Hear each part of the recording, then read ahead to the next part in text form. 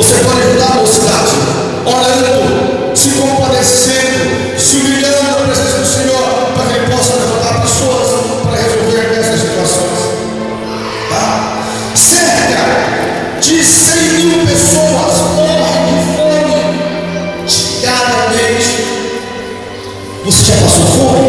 Quem aqui já passou fome? Quem aqui já foi dormir e não tinha janta? Quem aqui já foi dormir, não tinha janta, não tinha lanche de manhã? Quem fez? Seja sincero, Deus trabalha, reage com a sinceridade. Quem aqui passou por dificuldade? Levanta a mão. Quem aqui passou por dificuldade? Levanta a mão. Ninguém, graças a Deus, louvado seja Deus. Os pastores, pastor também. Eu já passei fome, eu já pedi esmola, eu já nunca roubei, mas pedi esmolas. Meus pais nasceram na região de Santana do Acaraú há muitos anos. Eu já pedi esmola para sustentar os meus irmãos. Eu já fiz tudo que você pode imaginar, menos roubar. Nunca fui desonesto, mas já tive que pedir esmola para minha mãe para sustentar meus irmãos. O Senhor de ser pobre não significa que você vai ser um ladrão, não significa que você vai ser desonesto. Eu enxergo humildade. Pedir esmola exige simplicidade, humildade e muita necessidade. Eu já pedi esmola para viver. Eu sei que não é ruim passar fome. Deus olha que você tem uma vida razoavelmente boa, financeiramente falando, mas já passei muita fome, já fui dormir sem ter alimento, já acordei sem ter alimento e sem ter uma perspectiva de se arrumar no outro dia. Por isso eu valorizo aqueles que passam fome e tento ajudar da maneira do possível. Eu acredito possível. Consequência direta da desnutrição. A cada 5 segundos, uma criança com menos de 10 anos morre de fome no país. É lamentável. No mundo inteiro. A cada 5 segundos, uma criança morre de fome. Uma criança morre de fome. Você pode ter perguntado, mas o que eu tenho a ver com isso? Você tem a ver sim. Você tem a ver sim. Você é responsável por essas pessoas também, como eu sou. Você tem a responsabilidade de orar por essas pessoas. A cada 4 minutos, uma pessoa fica cega por falta de vitamina A. Cerca de 842 milhões de subnutrição crônica agravada. A cada ano, estes números estão aumentando. A fome e a desnutrição causam consequências físicas e fisiológicas, mas esquecemos que não é só distante de nós que está acontecendo isso.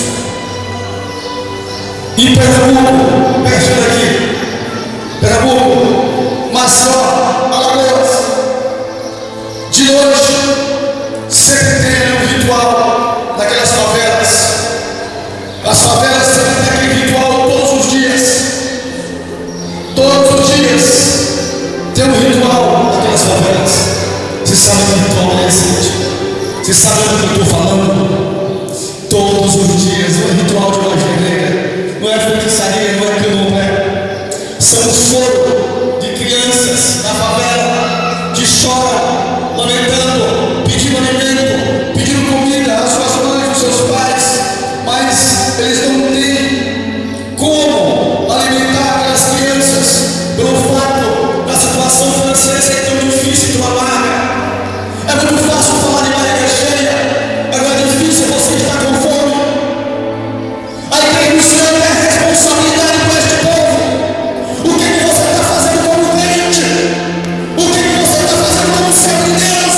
Como nascido de novo? Será que você é orado? Será que você tem se preocupado com o seu próximo? A responsabilidade é de cada um de nós. A responsabilidade de cada um de nós.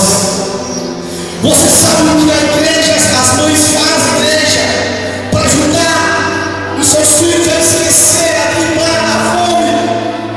Elas colocam uma panela com água suja no fogo, e aquela água começa a ferver. Elas colocam pedra para ferver dentro da panela. Isso é realidade, isso não é mentira. Isso é os dias que nós vivemos. Isso é o mundo que nós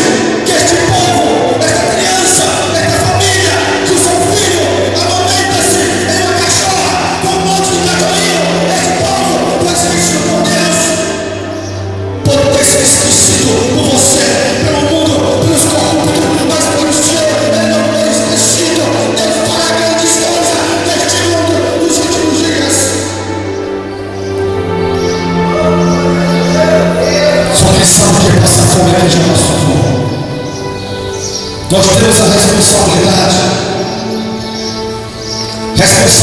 tremenda de olharmos para essas pessoas com um olhar de misericórdia. Hoje o aborto predomina. Tudo que existia na época de Osés também tem hoje.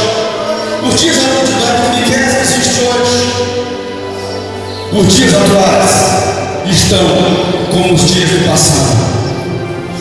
Na época eles sacrificavam as crianças ao Deus Moloque. Nós somos crianças vivas na boca de uma estátua que dentro de uma fornalha de fogo ardente.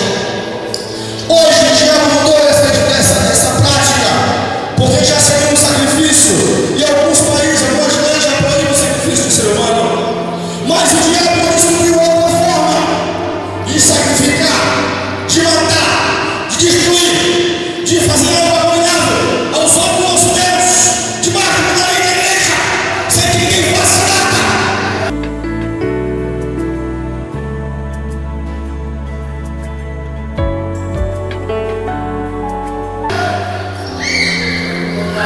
Hoje, a prática do aborto é considerada por alguns países, por alguns líderes políticos e autoridades como uma coisa legal, uma coisa normal.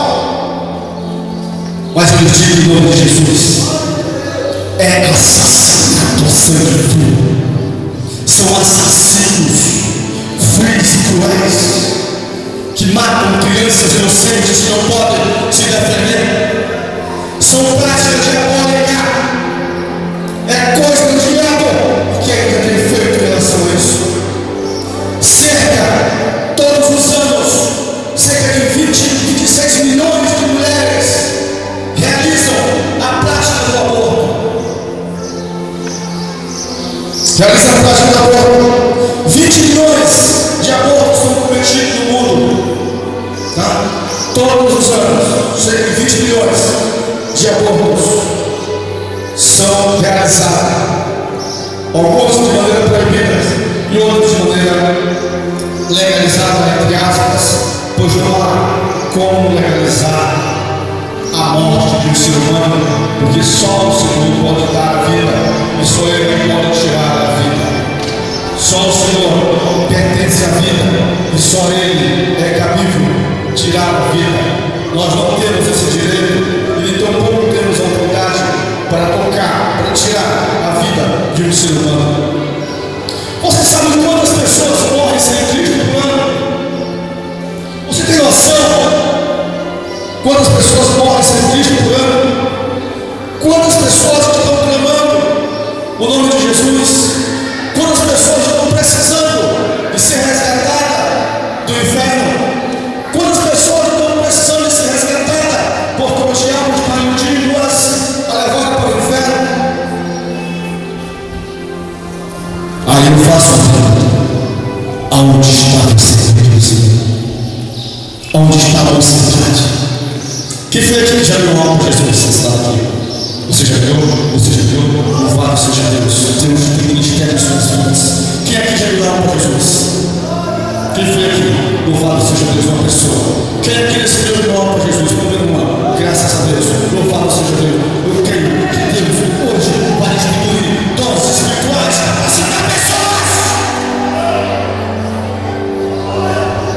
Eu creio que Deus vai capacitar pessoas hoje aqui neste simples e humilde encontro. Olha, irmãos, eu aprendi uma coisa com o Senhor Jesus. Quando eu comecei a pregar a palavra de Deus, eu só queria pregar, mas tinha muita gente. E um dia o Senhor Jesus disse assim para mim: tu não conhece a minha palavra? Tu não conhece a minha palavra? Não está escrito que onde tem 2 ou 3 reunidos no meu nome, eu estarei lá? É neste lugar que eu tenho te enviar. Desse dia para cá, meu irmão, eu não escolho como vou pregar. O Espírito Santo me leva onde quer. Irmãos, ainda há 2.300.000 pessoas, povos, não é pessoas, povos, nações, que ainda não conhecem o Senhor Jesus, que ainda não tem ainda a Bíblia escrita na sua própria língua, no seu próprio idioma, e nunca ouviram falar de Jesus, não sabe nem quem é Jesus, tá? Ainda essas precisamos buscá-las, tirá-las das mãos de Satanás, levar o Evangelho para que não morra como animais, mas que morra sabendo que Jesus lhe deu uma oportunidade. Estima-se que cerca de 6.178 pessoas morram por dia. Isso significa que a cada minuto morrem 165 pessoas no mundo. Por minuto. Diariamente morrem 148.272 seres humanos falecem. Ao término de um ano, somos uma quantia de 54 milhões de pessoas que morreram sem Cristo. 54 milhões de pessoas que morreram sem Cristo. Cerca de 97% dessas pessoas que morrem todo ano, desses 54 milhões de pessoas que morrem, cerca de 97% delas estão indo para o inferno. Morrem sem conhecer Jesus. É por isso que a igreja tem que se levantar. A igreja tem que se erguer. A igreja precisa realmente trabalhar. A igreja precisa se renovar. A igreja precisa receber uma mensagem antiga. A igreja precisa de um novo coração. A igreja precisa receber um novo. A igreja precisa sair daqui quatro paredes, largar de timidez. Tem pessoas indo para o inferno debaixo do seu nariz. E você tem medo do do Senhor. Mas eu não sou missionário. Não sou missionária. O servo pregador, coloca na Bíblia por uma vez. Se você foi chamado, comprado com o nome de Jesus, e se ele disse que nós temos que alcançar todas as nações da terra, e se você nunca fez nada, isso significa que você ainda não teve um novo nascimento. Precisa nascer de novo. Se você não entende